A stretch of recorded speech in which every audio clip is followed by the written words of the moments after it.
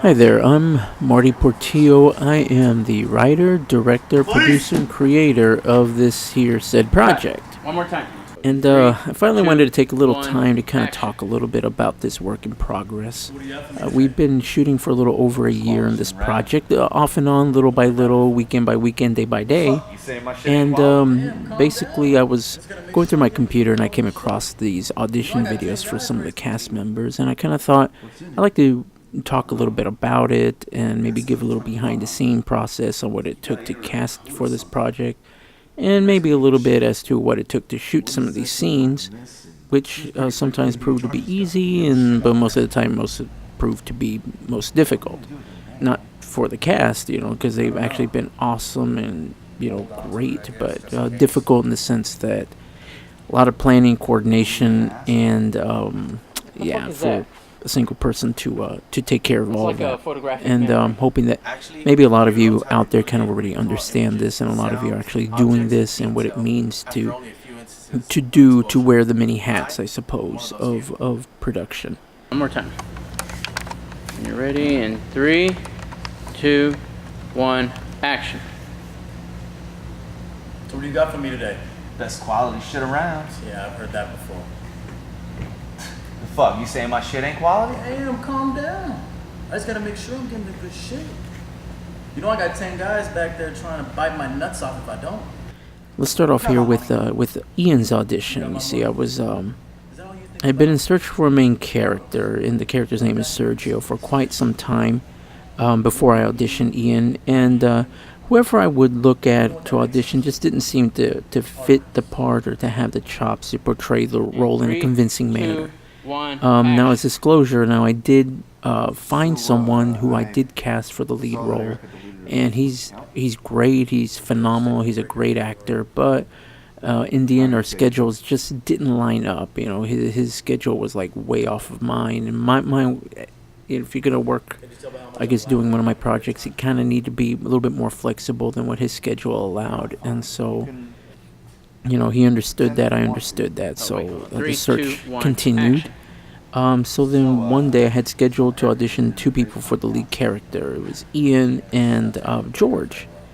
Both were excellent in their own right, but Ian stood out to me as how I saw the lead character.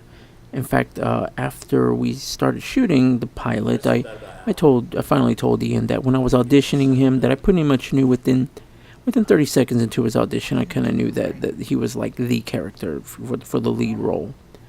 Nothing against George. I mean, George is actually great. In fact, I was so impressed by him too. I've heard him as part of one of the other main roles as well. He's also a phenomenal actor. Phenomenal, I use that word a lot, but he's really great. Like, I was really impressed.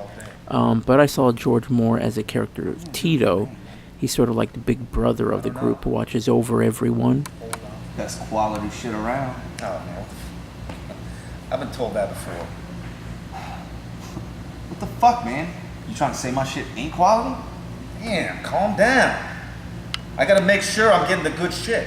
I got 10 guys waiting to bite my nuts off, but it's not. You got my money? You got my money?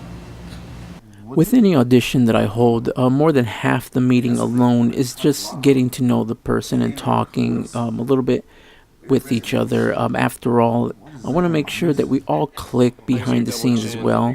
I always want to make sure that we're always going to get along, so there's specifics I kind of look for, but basically just someone overall and cool who knows the process and knows that sometimes you just gotta wait and be patient. Fuck!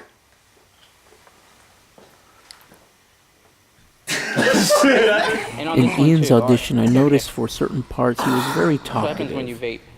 And in other parts of his audition, he seemed very reserved and kept to himself. He later told me that he tries to stay in character when it comes to more dramatic roles and scenes.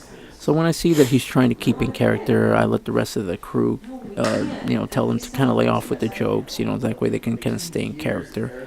And of course, that doesn't always work. If you've seen any of my behind-the-scenes video, normally I don't audition people at my house, but I didn't feel like spending $150 renting a casting room for one audition. And so this is where I decided to audition David. David originally wanted to audition for an extra on one of the shoots I was doing. He wanted to basically play an extra on as a background cop, as an undercover cop. I told him no, but I wanted him to audition for the role as one of the main characters. And I told him it was a lot of work, little money, and time consuming, so he was sold. So, you're a fucking nerd, huh? I have an interest in particle acceleration. Does that sound like I'm a nerd? That sounds like some Ghostbuster shit to me. I was searching for particles which travel faster than the speed of light. Any luck finding them? Did you see my profile in Time magazine? No. Then no. Informing you what to expect. What first caught my eye about wanting to have David come in and read for the part of Alan was his size and stature. Alan, the role I was looking to fill, is supposed to be physically like a solid guy. Someone who looks like he can pick someone up and slam them down. Pretty much David fit that bill. The character Alan is very monotone, logical, calm, and his personality is basically no personality, which is very challenging for any actor, but because basically I'm telling him not to place any personality into a character. It's not like I'm recording And David, now, you can do it again. Well, he's sort of the wild one in the group. Still very professional, Yes. but he's always dancing, You can do shaking it his now. hips, and personality-wise, he's like the just complete twerk. opposite of Alan. Victor reminds me of a couple of police officers I know. An interesting story: when I was looking to cast and audition someone, I usually go through talent agency websites looking for people who may look the part, and I look at their resumes. So I found Victor from his agency's website and kept his printed resume and headshot in a folder to eventually audition later on. I must have had his resume for a few months. At the same time, my production assistant is telling me about his cousin who acts and how he has been in a few commercials and projects. And I kept dismissing him, thinking, sure. Another person who wants to get into acting. 3, 2, 1, And action. normally I'd give them a chance if it was a role that was like a one-liner or something like a more minute role, but this was a pretty major character. So anyway, months later when I'm getting close to shooting scenes with this particular character, I schedule an audition with Victor. My PA sees Vic's headshot and says, "Hey, that's my cousin." And I say, "Oh wow, really? Why didn't you tell me? You could have saved me so much time." That's Bernardo Castillo. He's Bernie's kid. Police, hands up! Hands up! Put your fucking hands up! Fucking hands up! I don't have an audition of Jesse, but I did want to point out he is a police officer I work with. And it all started early one morning when I began asking him questions about officer procedures, scenarios, things like that. He would tell me stories of his days with his old police department. I would constantly go to him and ask him what-if questions. And I finally told him I was working on a script and it was a police drama. He then offered to be on set when it came to the law enforcement action, those kind of scenes.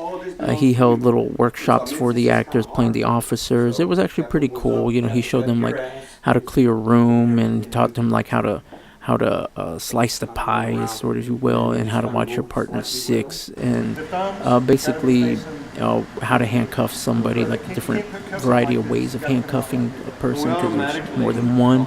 And so he really brought all that experience with him and kind of showed our actors like how to do this, and which kind of gave them a bit more confidence. You see, some of the stuff that he showed us, or he showed them, wasn't necessarily all going to be in the script, but it kind of helped build their character and kind of helped them kind of give that confidence that, yeah, they could be police officers, and we wanted to portray that, you know, on screen.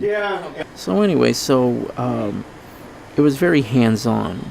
As a form of compensation, he asked for a role in the project. And so this is him getting handcuffed and arrested as one of the bad guys. He did a very good job acting, in my opinion, considering that he had no formal training, and he was eager and willing to play the bad guy.